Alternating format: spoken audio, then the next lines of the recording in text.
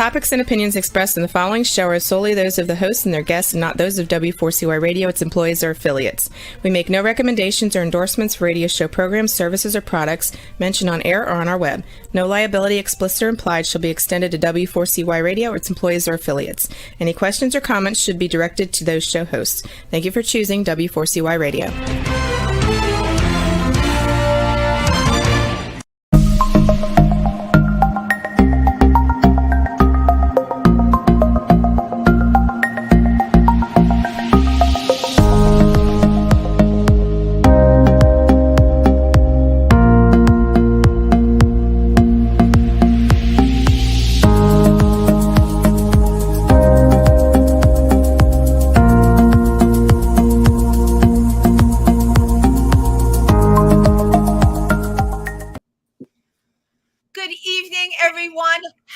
Wednesday, hump day, and welcome to Triversity Talk. I am Wendy, Stuart Kaplan, and our co-host. I am Simone Kraus. Welcome, everyone. Great to see you, Simone. What's going on in your life? Well, I had the opportunity to film a little lunch kiki scene with two of the drag queens from We're Here and their two proteges, which was really exciting. But the best part was, before we walked in, one of the drag queens and their protege, being the drag mother, tapping her fingers on their chest and telling them that they needed to practice their dance routine more. And just a maternal instinct that came out of the drag mother to them. I was lucky that I got to observe this without them realizing that I was watching it. It was memorable. Oh my gosh, that's so funny. And everybody needs a good drag mother, right? Yes, they do. In their lives. Yep. Well, speaking of drag, this Friday night we did a wonderful fundraiser for New York Model Society, and the prince who descended from Genghis Khan. His name is Prince Stephen, and he's from Mongolia. It's Prince Stephen from Mongolia. Okay. And we had a Marilyn lookalike contest, which was really, really great. So everybody that was in the contest, I think there were 10 contestants, dressed like Marilyn, looked like Marilyn, channeled their inner Marilyn. And I just love it. I never did Marilyn before, so I love putting on that wig, and I drew the beauty. Everyone had the beauty mark too. If you're going to do Marilyn, right, you have to have the beauty mark and the whispery little voice. And I lip synced to "Diamonds Are a Girl's Best Friend." Wasn't that Marilyn's song, right? That she got so by. So I really said to Simone, I said, we're not going to talk about ourselves so much tonight, even though we love to, because I'm very excited about my guest tonight. She is a brilliant photographer of transgender, gender fluid, and gender variant people in the community. She has a body of work that would knock your socks off. We are talking 4 books, permanent exhibitions, museums, universities, and libraries. What does all this do? Beautiful work like this helps to raise awareness and advocacy. And that is something that we've all become very, very much aware of, especially in the transgender community. So let us all welcome Mariette Pathy Allen. Thank you. Thank you. Beautiful introduction. Well, thank you so much for being here tonight. We're very, very excited to have you on our show. I'm just going to dive right in and ask the question that I've been thinking about, because I've read everything about you. I've looked at your photographs, which are going to be a real treat for people tonight, because we've got the photographs from some of the books that we're going to show you. But how did you get on this path? I know you have a background in photography. You went to the University of Pennsylvania. That's right, where I studied painting. There you go. They didn't even offer photography in those days. Right. So I had taken a few courses with a man named Harold Feinstein, who was a fabulous teacher and artist. But the way I got into the trans community was total fluke. I was in New Orleans for Mardi Gras in 1978. And on the last day, I came down to breakfast with my camera equipment, and there was an amazing group of cross-dressers. Lee Brewster's Mardi Gras boutique, that's the connection there. Oh my gosh, of course. Yes. So after breakfast, the group went out. There was a swimming pool right there outside of the dining room. And they started lining up at the swimming pool. And I think it must have been Lee started to take pictures. And I thought to myself, well, what would happen if I took a picture? So I was courageous enough and picked up the camera and looked through it. And there were 9 people. And in the middle of the group was somebody that was looking back at me, whereas the others were sort of scattered. And I looked at that person. I felt I wasn't looking at a man or a woman, but somehow the essence of a human being. I have to, and I don't want to cut you off, but what you just said differentiates from what most people know or how we can even explain it. You got right to the essence, and that's something that people can't get to. So that's your special gift. Go on, please. Yeah. And so when I looked at her, I also said to myself, I have to have this person in my life. And turned out to be Vicki West, who lived 20 blocks away from me on the Upper West Side. Oh my God. And so it all was, it seemed to make sense altogether, And I went wherever Vicki was going on a social level. And finally to Fantasia Fair, which is an annual event.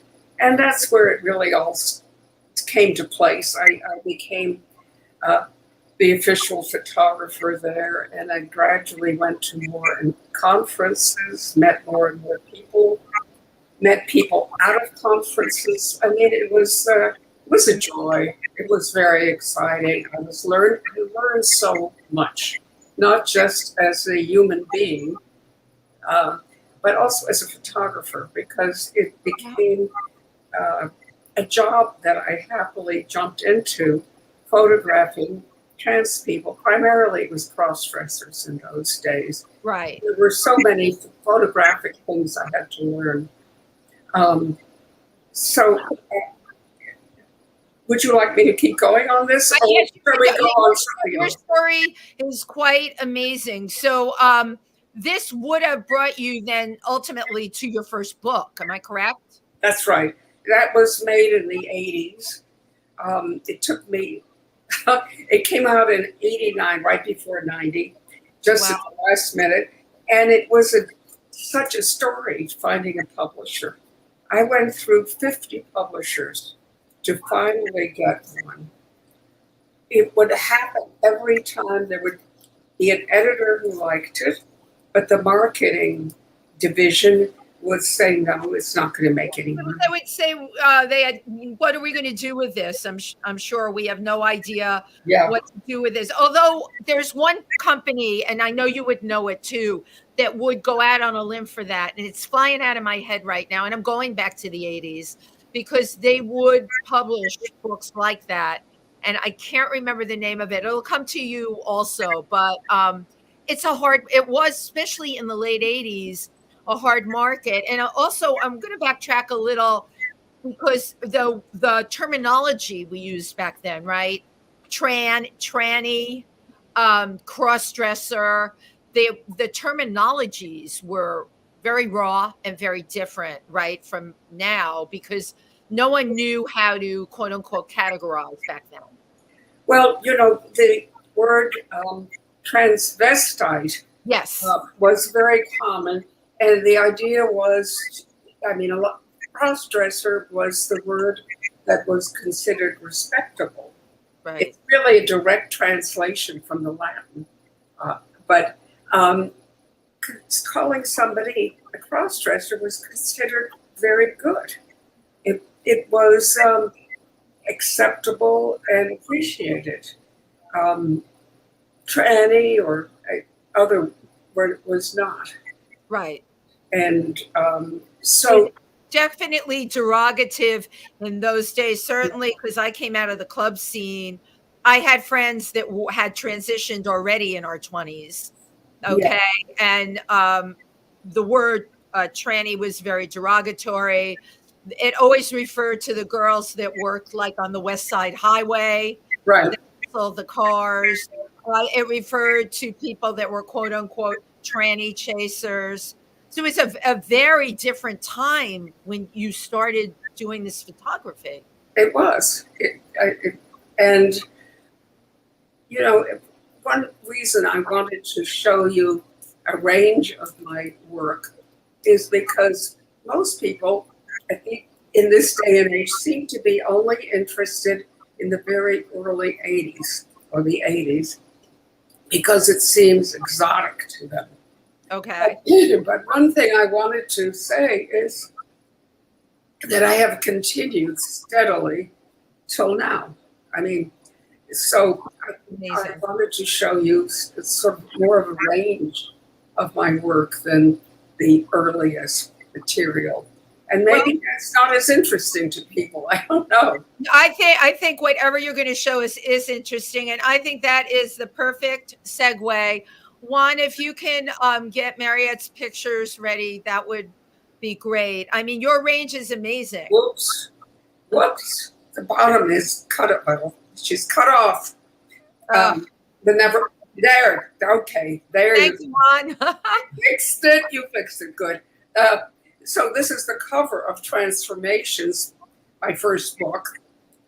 And what I liked in this picture was we had a table that had a mirror.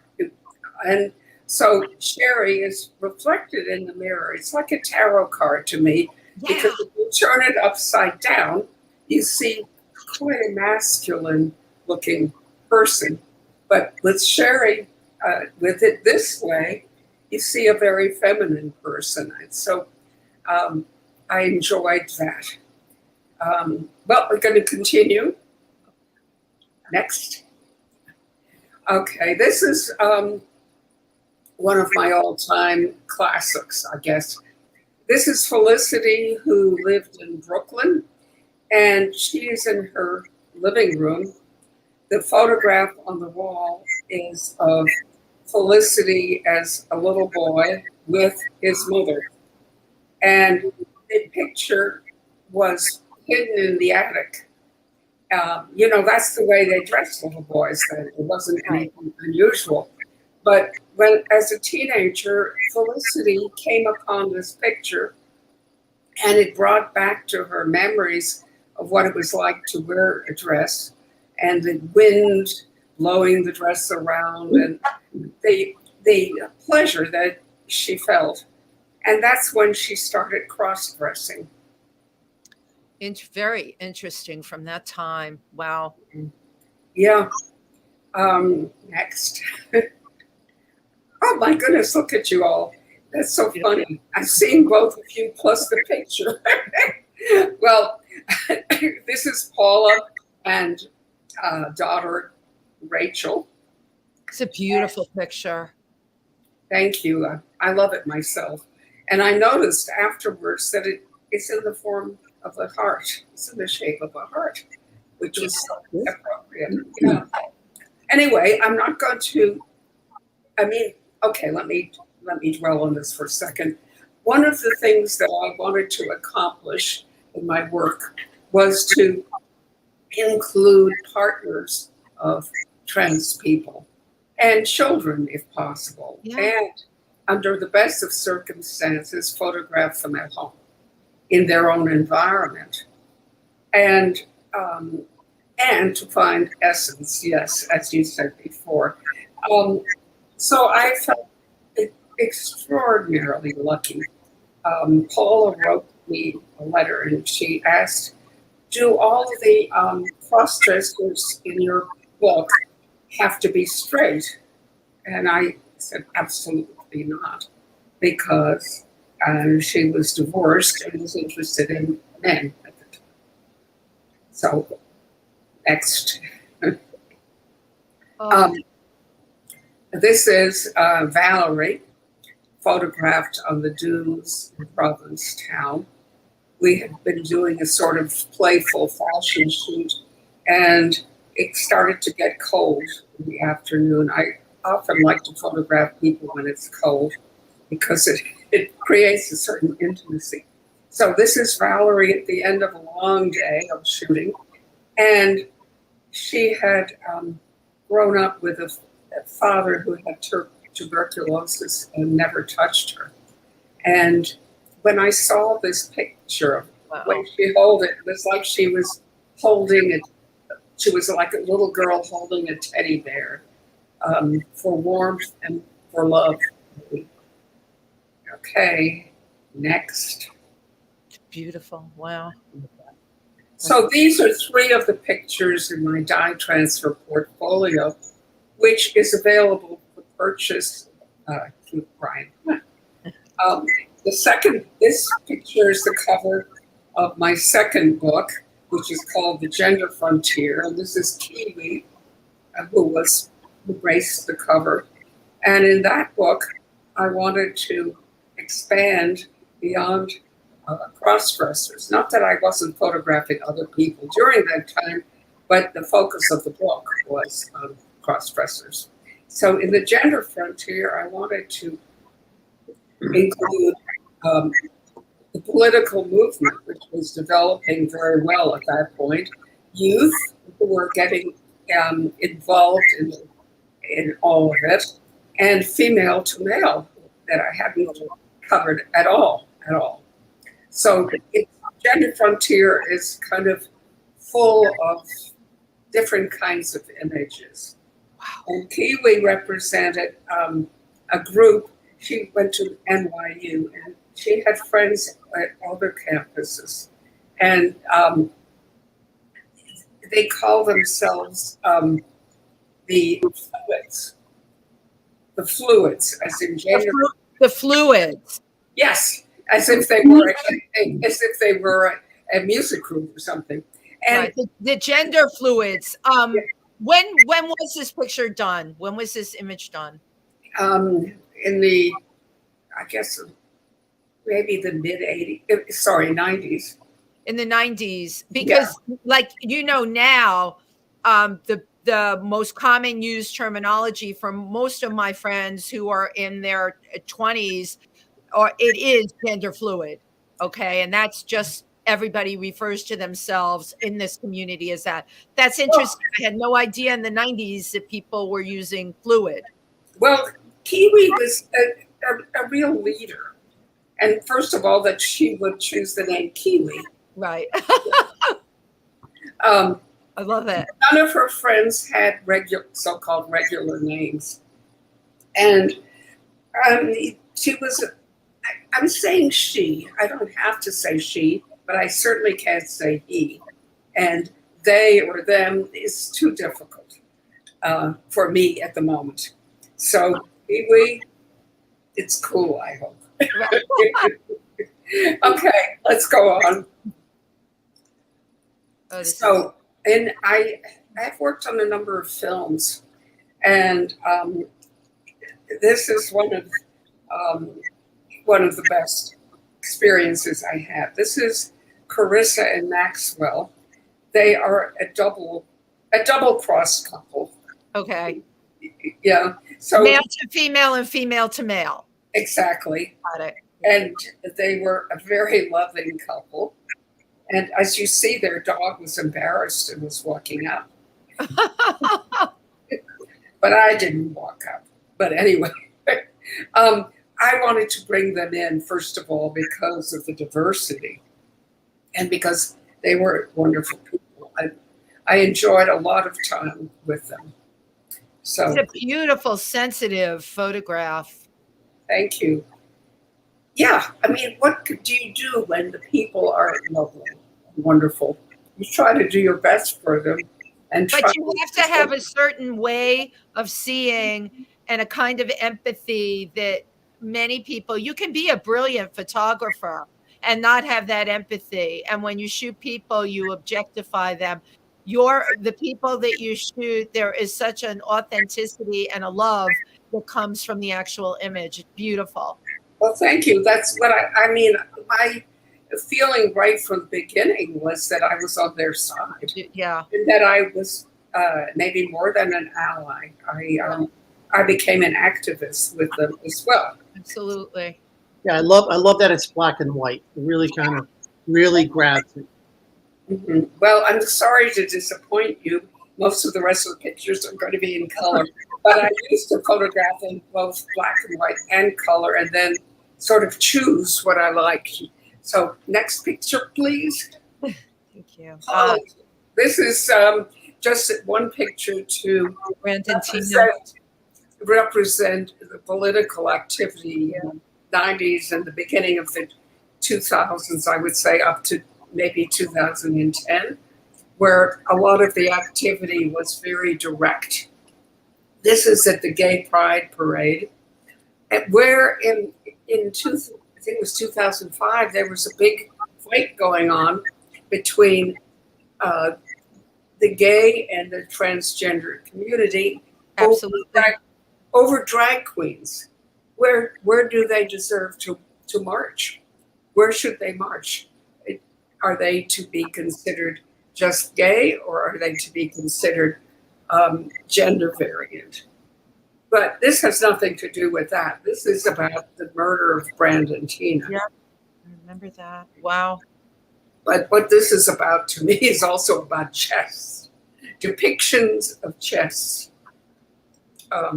Okay, next, please. I'm going to show you a few pictures from Trans-Cuba. Love it. Few pictures girls. from Transcenders, and then a few very recent pictures of mine. So this is the cover of my book, Trans-Cuba, and the people that I came to know, wonderful people, very different from any other street workers that I have met, because they were not drunk, they were not on drugs, and they were fully there. They may not have wanted to do the work, but that was how they survived. That was the only way they could survive in that culture, really. And what's interesting is that some of them had perfectly fine careers as men, but once they transitioned, they were not allowed to continue to practice in that field. So if you were a lawyer, you were not a lawyer once you transitioned. Let me ask you something. Is it still that way in Cuba? Yeah. Well, I mean, my book came out in 2014. It's still that way in Cuba. Wow. Well, I mean, I don't think it would be any different. Right. They had a heroine, a hero, in Marielle Castro, who was Fidel's niece, who is Fidel's niece, even if he's not alive. And she had a building that was focused on helping LGBT people. But her favorite people in the group were always the trans people, the trans women, and I met very few trans men. And her organization is called Senesex. What does it stand for? Tell us what it stands for. I don't can't. But I can tell you what it is, but I can't tell you what it stands for. But one of the things that they have that is so moving is an annual parade called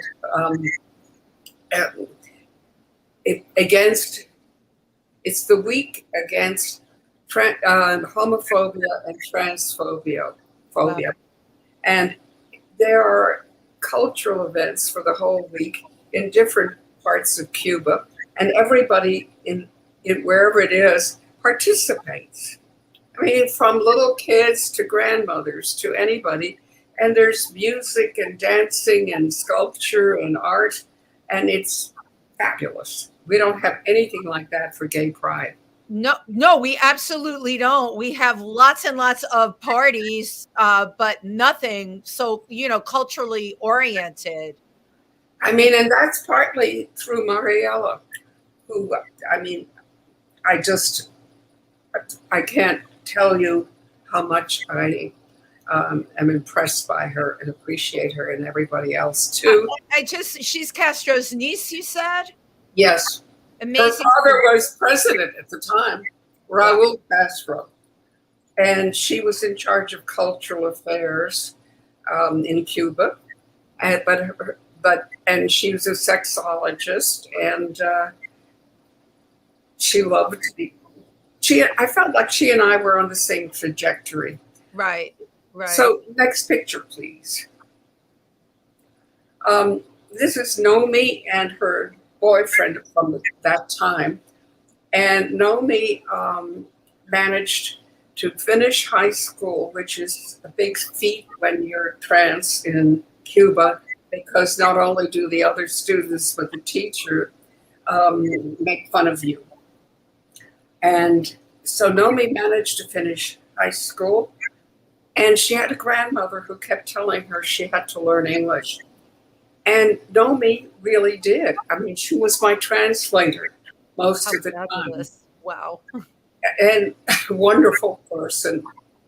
Everybody was what was so striking to me, everybody had a great sense of humor and was very intelligent. And Nomi is a great example of that. I mean, she was the only one who really spoke English. Right. I understand some Spanish, but I couldn't hold a conversation. This is for us a window into a whole other culture. I'm curious, and I'm going to ask you this now. From the people that you met, transitioning there, did people have surgery or? Oh, no. Is that? Once a year, there was a boat with Dutch doctors who would come and do surgeries. And there was a long line of people who wanted to have that done. And it was really, so there were very few people who had surgery. Very few people that could get surgeries. What about their ability to get hormones there? They could get hormones. They could get hormones. Yeah, they could. But they had to wait for the Dutch ship to come in to get surgery. Yeah. This is absolutely incredible. They could get breast implants in Cuba, but not the surgery. No. Right. So, okay, next. This is Malu, who considered herself the most famous trans person in Cuba. And she's standing, she's a fantastic character. These people are all written up in my book in Trans Cuba. Malu is standing in front of the house where her parents live, and that's her sister. And she has, in addition, how many? Three brothers. And her parents were Jehovah's Witnesses. Oh my gosh. Yeah, she grew up in a very difficult, she left home at 16. But now her parents are pleased with her. She's been very helpful. She's one of the few people who's been able to make money. She's very brilliant in street smarts. Yeah. And she's managed amazingly well. But I should leave Cuba and go on to... It's hard to leave Cuba because this is so fascinating in another culture. We only think about transgender here in the United States, right? We do have all the different, right, Simone, all the issues, what people go through politically, the surgeries. I mean, I could just go on and on. Now you've taken us to another country where it's a whole different thing. I mean, the Dutch, the only way to get surgery is when the Dutch boat comes in is just mind-boggling. Mm. Well, Cuba, we've been so, what can I say, bad with Cuba. And now, and once Trump came to power, it was going better when Obama was there, and boats, and there was a lot of traveling, and a lot of tour boats would stop there, and they could make some money. Right. But once Trump came in, he closed the door. Yep. And no boats, no tour boats could land there. Nobody could visit Cuba, and so they were in very bad condition, and they still are. I mean, people are not visiting the way they were. I mean, no, not at all. They had opened up, and then they closed under that administration. Yeah, and, they didn't get footing back again yet. Well, truthfully, a lot of them are starving. Oh, because there's just a lack of food. And I participate with a Puerto Rican agency that's based out of Chicago to literally send food to Malu is the recipient, and she's taken it upon herself to prepare the food, and the trans people come and eat what she prepares from what is sent from this Puerto Rican organization. Wow. So we should go on if I can fit this into 15 minutes. Oh, okay. You're good. Oh my gosh, we're in Thailand now, or Burma. Yes, we're in Burma, and this is the cover of my Transcendence Spirit Mediums in Burma and Thailand. And this spirit medium is possessed. All these festivals, there is possession by the spirits of the spirit mediums. So the spirit mediums, once they come out of being possessed, they have no clue as to what has happened or anything. But while they're possessed, they're able to give messages to other people. And so a spirit can be good or can be bad. It's not necessarily wonderful. A spirit can tell somebody, it's a good time to buy a house, or no, your daughter is too sick. I mean, it can be either way. But the way that they get this information is through the spirit medium. And festivals, they go on for a very long time. I guess it takes a while to get absorbed into that environment. Please, next picture. Oh, wait, hold on. Just go back one. Wait, I have to ask you this. I have a lot on this. The spirit mediums, are they biological female for the most part? No, they used to be primarily biological female, and there's still many, but now there are also gay men and transgender. Yeah. The actual spirit that inhabits their body could also be male, female, or that's absolutely right. Or both, Yeah. It could be somebody known traditionally, or I mean, if we had more time, I would show you what oh my gosh. Like. But also, they have to dress beautifully. I mean, the gay men, the trans, everybody. So I would say with her, she's trans. Yes. And there's some so beautiful that she's one of those. She is beautiful. And she's conducting this, and you can see the population of the villages around are there listening and participating, and including young children. And some of these festivals are pretty scary to me. Yeah. People, when they're possessed, they can throw themselves on the ground and And I mean, it's very powerful what happens to people. I'm not talking as much about the spirit mediums as, say, somebody from the, I don't want to say audience, but from the population that is there can suddenly get possessed. And then first, I've been in Haiti, I've been in Africa, I've been a part of this, but I don't know anything about Burma or Thailand, so this was very interesting. Yeah. Thank you. Yeah. At first, when I saw people do, I thought, "Where's the nearest hospital? What are they doing?" And then I kept seeing it, and I said, "Oh, I understand now." Okay, next picture, please. So this is another. By contrast, this is another event of the.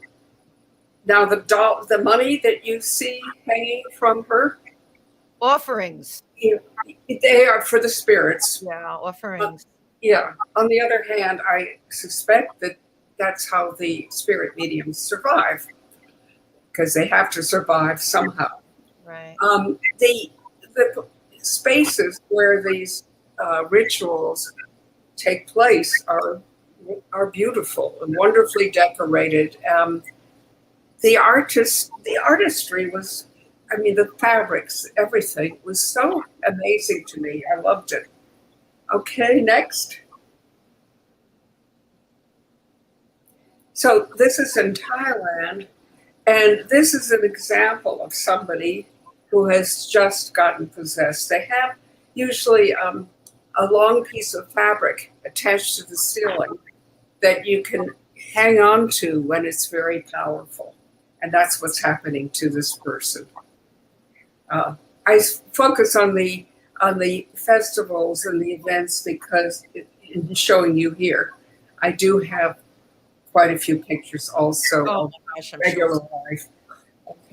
Okay, we're almost done. Let's go on to my recent pictures. Beautiful. Yeah. This is a couple in Paris, and he would be somebody that indefinable, and she is a trans woman, and they are in a very strong relationship. They live together. They're lovely people. Next, please. So I don't know if you've heard of Zachary Drucker. I don't know who Zachary Drucker is. She's very famous at this point. She's a very beautiful, very intelligent person. Well, you might have seen her. She's worked on Transparent. Did you see that? No, I'm familiar with it, but that would have been a place where anybody would have seen Zachary Drucker then. Okay. Yeah, she's very, very well known. She is making another movie about what was called The Walk on 14th Street on the West Side. You had already mentioned it. And that's her boyfriend, whose name is Marvel, and he's a female to male. And he created this piece of art which shows Zachary when she was having her facial surgery. And he made a piece of art out of it, which I love. Just beautiful. Isn't it? Yeah. He's a talented artist. Next, please. And this is them. We were playing John and what's her name?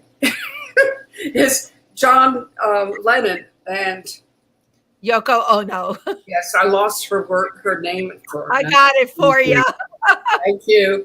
Yes. So there's a quite a famous photograph. I don't know if you are familiar with it, of John Lennon lying naked on top of Yoko Ono. Yes, I know the photograph you're talking about. Yeah. So they're playing it. Anyway, the same couple. But, Same couple, right? They're wonderful. And next picture, please. This is Susan Stryker. I don't know if, yeah, you know who she is. Yeah, exactly. The writer, Transgender History. Yes, exactly. She's an academic. She's taught at every major college you can think of. And she has, as you see, tattoos. She has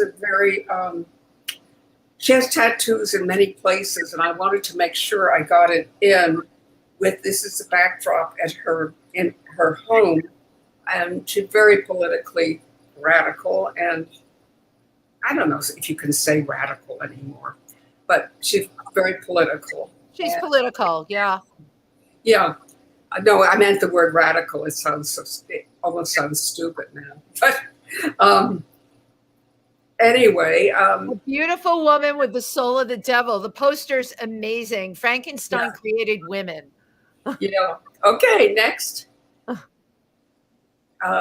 This is somebody I got also a photograph.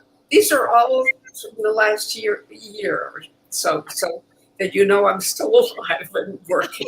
Stop. Anyway, this is John, female to male, in case you couldn't tell.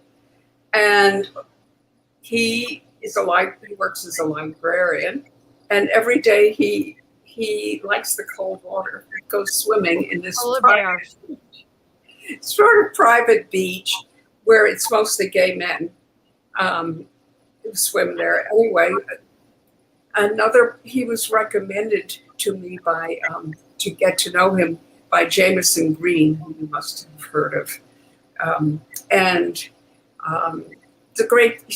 made a new friend with him. We really like each other. That's and I hope to see him again sometime. Okay, next. Is there a next? No. Next. No, did I do it in 15 minutes? That was amazing, and I wanted there to be a next because this is what a trip you've taken us on.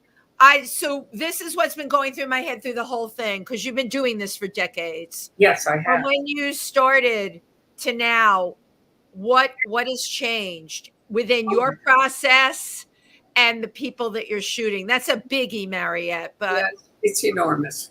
Enormous. But you can break it down. What has changed? It's been a huge ride. It's been, when you say that, of course, we're talking about such a range of people. And the cross-dressers that I knew in the 80s were full of guilt and fear, and they were always asking themselves, why am I like this? There were people who grew up and thought they were insane. There were people who thought they were evil. I can't tell you what. On the other hand, because there was no internet, right, when people met each other and spent time together, there was so much emotion, relief, joy, friendships, and it was so moving because these would be men who had jobs like, I don't know, truck driver, police officer, CEO of a company, airline pilot. They were masculine kinds of jobs that I didn't meet any artists with the cross-dresser, one architect. But the group that I got to know, they were all, serious males as men. Many had been in the military. Often it was to prove to themselves that they really were men, that they could be men.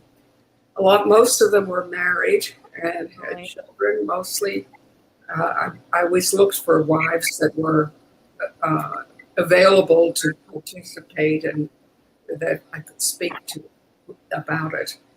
That's the popular, and a few courageous people would go on radio and television programs, and would be, most of the people, I helped find people for some of these, and I would always try to get them to promise that they'll treat the people right. Absolutely. But very often they did all kinds of shenanigans. I mean, I would say Donahue was the nicest. Well, that's good to know, because I always thought he was a nice guy. Yeah. But there's, I mean, some I really got to hate, but that's not important. I'm sure it is. Yeah, but I'm not going to gossip those names. No, I'm not going to bother. But it means they could meet so mean and so stupid. Yeah. And they would sort of try to inflame the audience, you know. And anyway, these were very courageous people who would be willing to go on radio and television, and much to be admired for doing that. Certainly back in those days. It's interesting because you used the term cross-dresser a number of times. And, yes.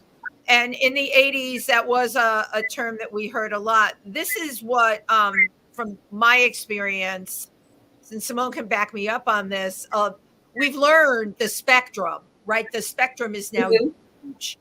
So cross-dressing, or however now, is part of a spectrum. And within that spectrum, you'll find people that dress, you'll find people that take hormones and dress, you'll find people that may go for the surgery.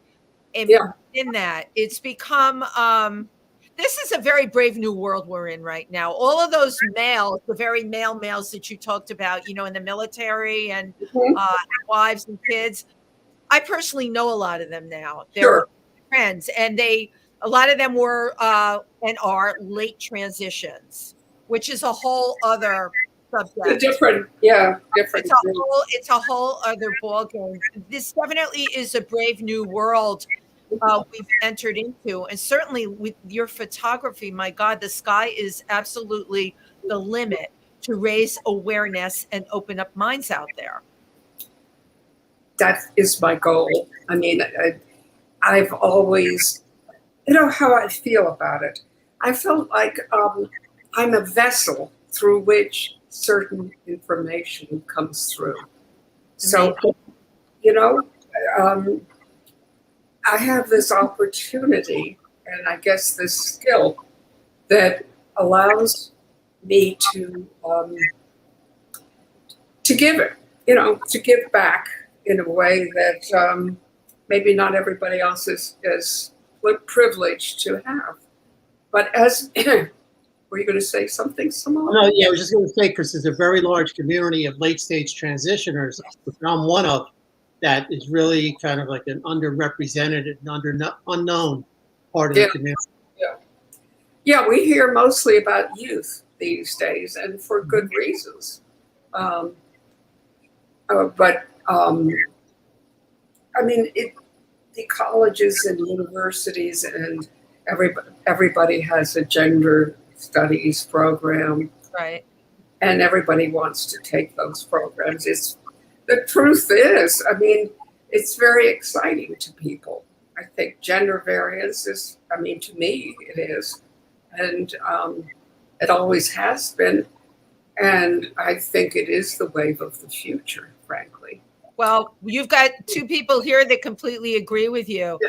However, in the rural areas of Pennsylvania, upstate New York, and New Jersey, there are things that you can read on Facebook that would absolutely make you keel over, that is diametrically opposed to any of the things that we're talking about. They only recognize two genders, and there's not even room. And you know what I've learned? I pick and choose my battles. Some of them I can't even be bothered. You're too ignorant, and I just can't. Mariette, we have like 1 minute left. So I just, you and I will be talking again. I have a bunch of things to work on because, you've got so much going on. What's coming up in the future for you? Well, I'm having a show in the fall in Tampa. Oh, in Tampa, Florida. Fabulous. Yeah, and I hear that it's a beautiful museum. It's a museum of photography, and I'm having a a show there, I'm happy to say. And it isn't just my trans work. It is trans work. But I have, as you know, a number of series of work. So for the first time ever, I'll be showing Flowers and Fantasy. Oh my God, I really love the correlation, actually, you know, that you would see flowers, fantasy, and people through your eyes in such a way. As you said earlier, you've definitely been given a gift. Yes, I have. I'm lucky. Yes, you are, and you're really using it for positive things. Well, thank you all for being here tonight. Thank you for to our audience. I have just been told we are at our time, and Wendy always takes a picture before she goes. So I know the clock is ticking one. So I gotta find my camera with all of these apps on here. My goodness. Oh, there we go. Everybody look in the camera. Smile. Thank you all. Thank you for everybody. Thank you. And Mariette, I'll be in touch with you for sure. Thank you again, really. It's been delightful. Thank you. Bye-bye. Bye.